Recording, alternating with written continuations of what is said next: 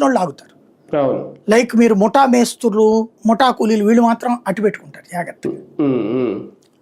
ఈ మిగతా వాళ్ళకి ఇది తెలియదు అనమాట. ఇప్పుడు కొంత అవగాహన వస్తుంది అనుకోండి. అయితే మీరు అన్నట్టు ఈ 3 ఏళ్లలో నేను అన్న పాయింట్కి మీకు రెండిటికి ఒకటే కాంట్రడిక్షన్ కాదు. మీరు అన్నట్టు ఇంకా ఎందుకు వస్తున్నారంటే ఇప్పుడు ఆ రోజున 3 ఏళ్ల క్రితం వీళ్ళు అమ్మా నాన్న పిల్లలు అయ్యి ఉంటారు. తర్వాత పెళ్ళి అవుతుందిగా. పెళ్ళి అయ్యాక ఈయనకో భార్య ఈయనకో పిల్లలు ఉంటారు కదా.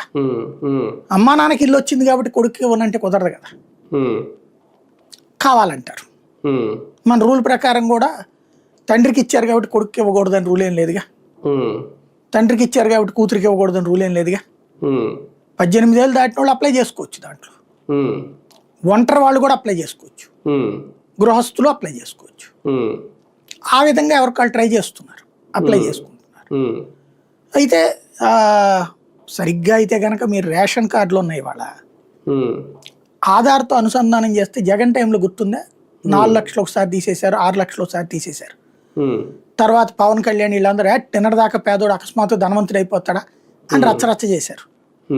మళ్ళీ వాళ్ళలో 300 మందికి వెనక్కి ఇచ్చేశారు రేషన్ కార్డులు.